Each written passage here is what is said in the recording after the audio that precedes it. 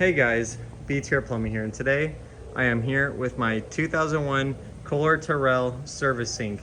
Now I did put a mid-tank on this because my flushometer setup is currently not put together. So if y'all remember, I did a little short video on my YouTube shorts of this thing flushing on a gravity-fed tank, but it was connected to the spud there.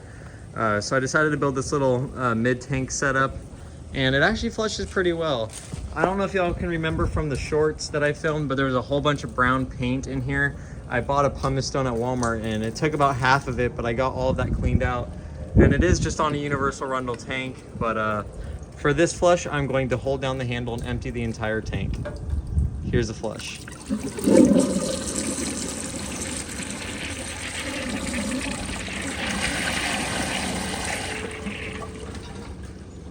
So even on a mid-tank, this thing actually has a fairly decent flush. If it were installed on this type of pressure, I think it would perform just fine. Let me make sure the water is actually turned all the way on. I don't know if I had it all the way on or not. There we go. Okay, but I don't know if I'll be able to show you all the date. I might be able to. Okay, yeah, there it is. It is upside down, so I do apologize, but hopefully y'all can see that. This thing has an absolutely massive trapway. I should have put it on some 4x4 so I could flush some stuff down, but as y'all can see, this thing is absolutely massive. And a lot of people are confused. This is not like a hand washing sink. This is not a toilet, and it is not a urinal. It is a service sink. So you're not supposed to sit on it and use it, even though you technically could. That's not what this is for those of y'all who are confused.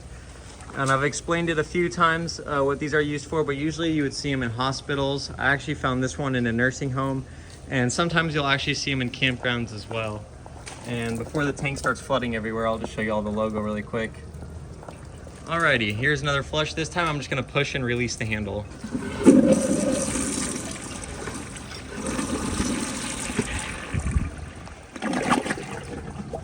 I did kind of have to hold it there. The chain has a lot of tension. Let me pull up on the actual flapper itself when I flush it so it can lift all the way up. That's why the flush kind of kept pulsating, or if that makes any sense, it's because this chain has too much slack on it. It can't lift the flapper all the way up. But it is a Fluid Master adjustable flapper, and I set it to the max amount of water usage. But obviously this is a 1.6 gallon tank, but when it's completely full, it's probably close to 2 or 2.5 gallons. But here's an actual push and release flush.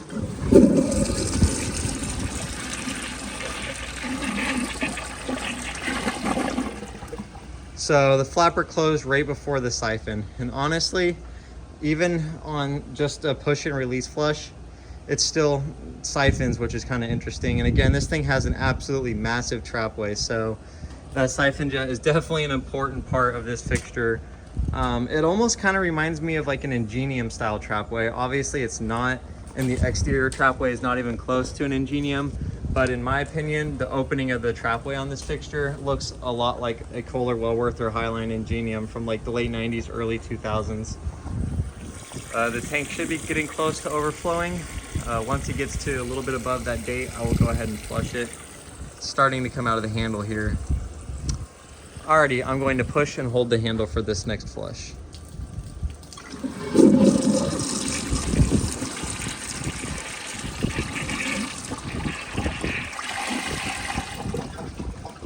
I could imagine if I had this thing on that high tank there or on my flushometer setup, it would have a consistent, powerful blowout flush. But again, even with the pressure it's set at now on this little mid-tank gravity setup, it doesn't flush bad. So now I'm gonna go ahead and plug the siphon jet and see what it'll do. This thing has a crap ton of rim jets, so I can imagine it might have enough water to actually initiate a siphon, but at the same time, this thing has a massive trapway, so I guess we'll just have to find out. The tank is getting fairly close to filling, and hopefully soon I'll get out some of my older Kohler Tyrrells, and also I have an American Standard Clinic floor mount as well that I need to set up, but it is in very, very rough shape. And by that I mean it's full of rust, dirt, insulation, and all kinds of stuff, because again, I got it from an abandoned nursing home. So yeah, the tank is now full. Let's give it a flush with the plug siphon jet.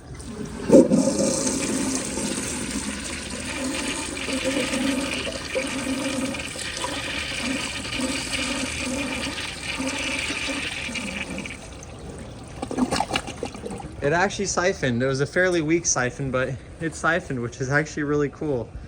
So yeah, overall, I definitely think this is a really cool fixture. This is, out of the 5 servicings I have, only one of them is wall hung, and it's my block logo American Standard Clinic. But now I've got that, 3 Kohler Tyrrells, and a floor mount clinic. So, which is crazy because I got 4 servicings in the span of 2 days, which was actually crazy. But yeah, I really hope y'all enjoyed this video. If you did, please like, subscribe, leave y'all's comments down below.